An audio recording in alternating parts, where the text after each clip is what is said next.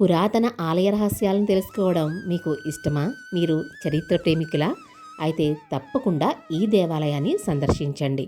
మీరు ఎంతో అద్భుతమైన అనుభూతికి లోనవుతారు. ఎందుకంటే ఇక్కడ చరిత్ర అంత గొప్పది.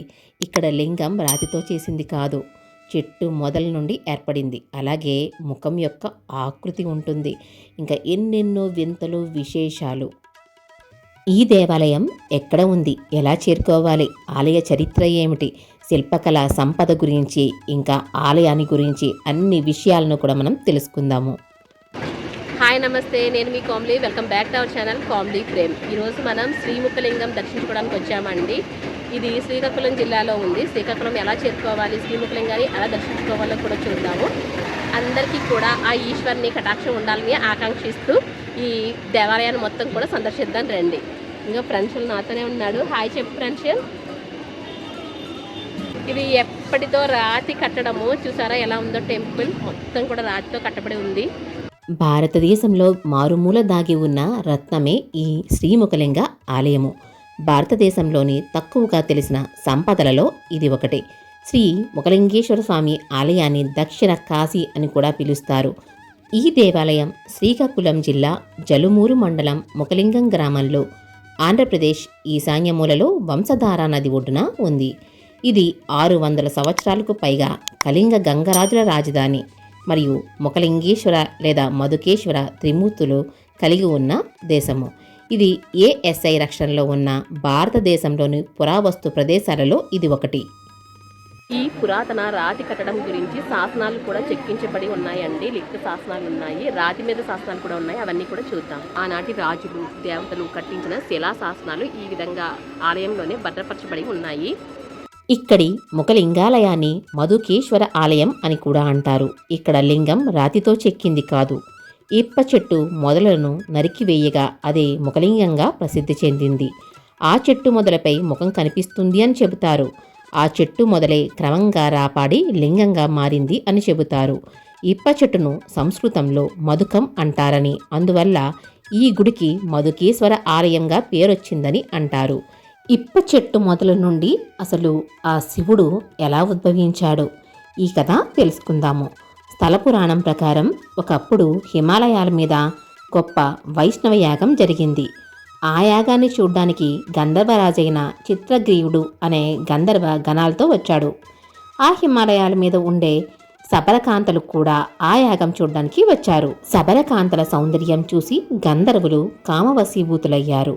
అది గమనించిన వామదేవ మహర్షి కోపగించి, సభా మర్యాదను అతిక్రమించిన దోషానికి మీరంతా శబరజాతిలో జన్మించండి అని శపించాడు. గంధర్వులంతా శబరులుగా జన్మించారు.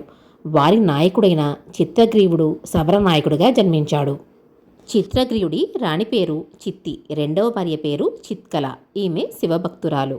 ఈ రాణులిద్దరికీ కూడా ఒక్క క్షణం పడేది కాదు. చీటికి మాటికి కీచులాడుకునేవారు. ఒకరోజు చిత్తి తన భర్తను చేరి, నీతో ఉంటే నేనైనా ఉండాలి లేదా చిత్కలైనా ఉండాలి, ఏదో ఒకటి తేల్చి చెప్పు అని నిలదీసింది. శబరనాయకుడు పట్టపురాణి అయిన చిత్తిని వదులుకోలేక తన రెండవ రాణి అయిన చిత్కలను పిలిచి తమ వాకిల్లో ఉన్న ఇప్ప చెట్టు కొమ్మను రెండు వంచి రాలిన పుష్పాలు ఏరుకుని వాటిని అమ్ముకుని బతకమన్నాడు. మహాసాధ్వి అయిన చిత్కల భర్త మాటకు ఎదురు చెప్పలేక ఇప్ప చెట్టు కొమ్మలు రెండు వంచి ఆ రాలిన పువ్వులు రోజు ఏరుకునేది. అయితే ఆమె శివభక్తురాలు కనుక శివానుగ్రహం వల్ల రాలిన పుష్పాలు బంగారు పుష్పాలుగా మారిపోయేవి. చిత్కల ఆ బంగారు పువ్వులను సుమంతపురంలో అమ్ముకుంటూ కాలం గడుపుతోంది. ఈ సంగతి తెలిసి చిత్తి అసూయ చెంది చిత్కలతో గొడవకు దిగింది.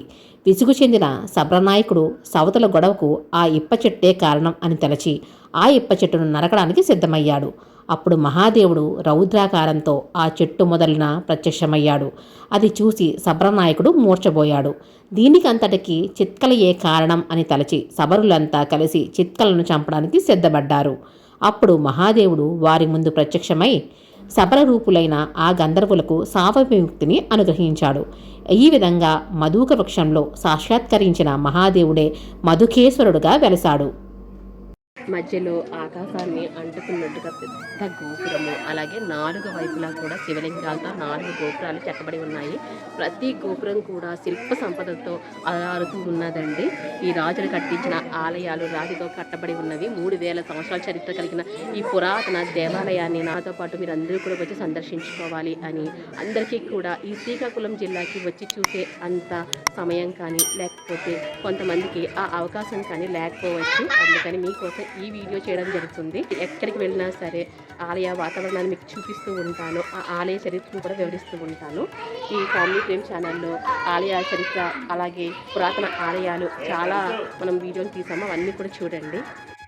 ఈ ఆలయంలో గర్భాలయం కాక 8 వైపులా 8 లింగాలున్నాయి. ఇక్కడ అమ్మవారు వారాహీదేవి, సప్త మాతృకలలో ఆమె ఒకరు. మిగిలిన వారు బ్రాహ్మి, మహేశ్వరి, కౌమారి, వైష్ణవి, ఇంద్రాణి. వీరు పార్వతీదేవి అవతారాలు. ఇక్కడి శిల్పాలలో వరాహావతారము, వామనావతారము, సూర్య విగ్రహము ఉండడం విశేషం.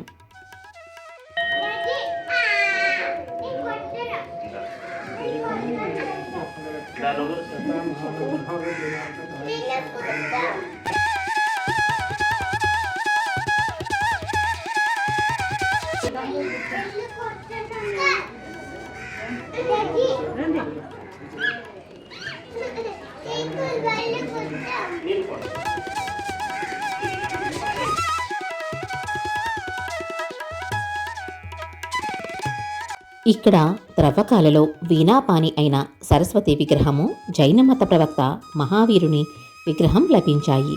వీటిని ముఖలింగాలయంలో భద్రపరిచారు.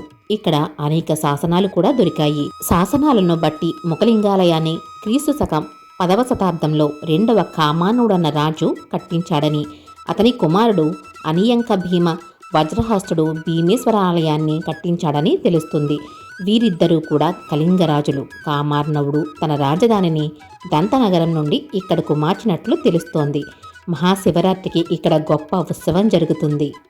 కాశీలో లింగం, గంగలో స్నానం, శ్రీశైలంలో శిఖరం, శ్రీముఖలింగంలో ముఖదర్శనం చేసుకుంటే మోక్షం సిద్ధిస్తుంది అని భక్తుల నమ్మకము.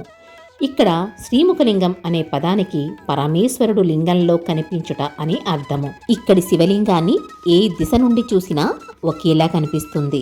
ఆంధ్ర ప్రాంతమును ఏలిన తూర్పు గాంగవంశరాజులకు 6 శతాబ్దములకు పైగా రాజధాని అయి ఈ ప్రాంతము బాసిల్లినది. అధునాతన వాస్తు పద్ధతిలో అద్భుత సోయిగాలు కురిపిస్తూ సోమేశ్వర ఆలయం భక్తులకు ఆహ్వానం పలుకుతున్నట్లుగా ఉంటుంది. ఇందులో ప్రతిష్ఠితమైన లింగాన్ని శ్రీముఖలింగేశ్వరుడు అంటారు. ఈ ఆలయంపై సుమారు 100 సంవత్సరాల క్రిందట పిడుగుపడింది. పిడుగుపడినప్పుడు ఆలయ శిఖరం దెబ్బతినగా దానిని ఆర్కియాలజీ డిపార్ట్మెంట్ ఆఫ్ ఇండియా వారు పునరుద్ధరించారు. ప్రస్తుతం ఈ 3 ఆలయాల్లో శిల్పకళా సంపద చూపరులను కనువిందు చేస్తోంది. ఈ ఆలయం చాణుక్య శిల్పకళా వైభవానికి తర్పణం పడుతోంది. ఈ ఆలయం క్రీస్తు శకం 573 నుండి 1058 సంవత్సరాల మధ్యకాలంలో నిర్మించారని చరిత్రకారులు చెబుతుంటారు.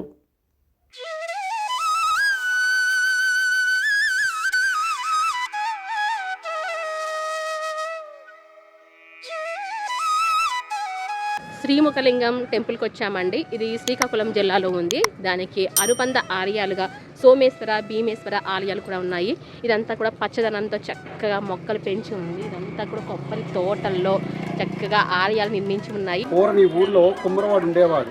తన పేరు నాగన్న. అతనికి 60 సంవత్సరాలు అవుతుంది. సంతానం కలిగినట్లయితే 2 మట్టి గోళాలు ఇచ్చుకొని ఇచ్చేవాళ్ళని ఇస్తున్నాడు. అలాగే 60 సంవత్సరాల తర్వాత సంతానం కలిగింది.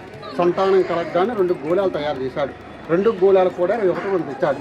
అన్ని ద్వారాలు దొరకను కానీ లోపల మాత్రం గర్భల ద్వారం దాటలేదు. గోళాన్ని చూస్తే పెద్దదైపోయింది, ద్వారం చూస్తే చిన్నదైపోయింది. రెండింటిలో నట్టడం వల్ల ఒకటి అనేది భిన్నం అయిపోయింది, మిగతాది ఒకటే ఉంది. శివ 60 సంవత్సరాల తర్వాత సంతానం ఏ విధంగా ఇచ్చావో నేను ఇచ్చే వస్తువులు తీసుకోలేదు, నీకు ఇచ్చే సంతానం కూడా నాకు అక్కర్లేదు కొని ఆ గోళంలో బిడ్డల్ని పూజా ద్రవ్యాలన్నీ కూడా ఈ గంటలుగా విడిపెట్టాడు. కుమ్మరవాడు ఇంటికి పోయాడు. పూజారు కూడా తాళలేసుకుని ఇంటికి వెళ్ళిపోయారు. ఆ కుమ్మరవాడు తలకు బతికి మెచ్చుకొని ముఖలింగేశ్వర స్వామి వారు స్వామి తలక వెంకటాలను వస్తున్నారు. మట్టి గోళం అనేది ఇప్పుడు రాతి గోళంగా మార్చుకున్నారు. తెల్లవారు అర్చకుడు వచ్చాడు, తలుపులు తాళాలు తీగా గోళము గోళంలో బెడ్డు పూజా ద్రవ్యాలన్నీ కూడా వెనక భాగం ఉన్నాయి. వెంటనే కుమ్మరవాడు తొలిపెట్టాడు, కుమ్మరనాథుడు వచ్చాడు, తన కుమార్తె తీసుకున్నారు. దాన్ని నింపుగా పాలు పంచావతలు వేసి స్వామికి అభిషేకం చేశారు. నేటికి కూడా సంతానం లేని వాళ్ళు, ఉద్యోగం లేని వాళ్ళు, కళ్యాణం లేని వాళ్ళు, గ్రాహ్యతలు బాగలేకపోయినా ఆ గోళాన్ని ముట్టుకొని నమస్కారం పట్టుకుంటే మనసులో ఉన్న ఏ కోరుకుంటే కోరిక జయపడం ఉంటుంది. అది గోళాంతర చరిత్ర. శ్రీముఖలింగం ఆలయానికి ట్రైన్లో రావాలి అనుకునేవారు వైజాగ్ నుండి శ్రీకాకుళం వెళ్ళే ట్రైన్ ఎక్కితే కనుక ఈ గ్రామానికి 10 కిలోమీటర్లలోనే ఒక రైల్వే స్టేషన్ ఉంటుంది. అలాగే ట్రాక్టర్స్, బస్సు, ఇంకా ఆటోస్ ఇవన్నీ కూడా అవైలబుల్గా ఉంటాయి. ఇక్కడ నుండి వైదిక గ్రామం కూర్మ గ్రామం అని ఉంటుంది. అది 200 ఇయర్స్ క్రితం ఉన్న పద్ధతులన్నీ కూడా పాటిస్తూ ఉంటారు. ఆ గ్రామాన్ని కూడా మనం చూడొచ్చు. ఇంకా ఈ గుడికి వచ్చిన వారికి ఇక్కడ విశ్రాంతి భవనాలు ఉంటాయి, కళ్యాణ మండపాలు ఉంటాయి. ఇవన్నీ కూడా చాలా బాగుంటుందండి. ఇలాంటి పురాతన ఆలయాన్ని మనం తప్పకుండా దర్శించుకుందాము. మహాశివరాత్రి రోజున ఇక్కడ గొప్ప ఉత్సవం జరుగుతుంది. మహాశివరాత్రి 3 రోజులు జాతర అన్నమాట. మహాశివరాత్రి మొదలుకొని 4వ రోజు చక్రతీర్థ స్నానంతో ఇది ముగుస్తుంది. ఇంకా మహాశివరాత్రి పర్వదినంతో పాటుగా ప్రతి ఏటా కూడా కార్తీక మాసంలో 4 సోమవారాలు కూడా భక్తులు దీన్ని దర్శించి ప్రత్యేక పూజలు చేపడుతూ ఉంటారు. ఈశ్వర కటాక్షం అందరికీ ఉండాలండి. సర్వేజన సుఖినో భవంతు. సర్వేజన సుఖినో భవంతు. అందరికీ కూడా ఆ ఈశ్వరుని కటాక్షం ఉండాలని ఆకాంక్షిస్తూ ఈ వీడియో ఇంతటితో ముగిద్దాము. మరొక మంచి ఇంట్రెస్టింగ్ వీడియోతో మళ్ళీ కలుద్దాము. Thank you so much.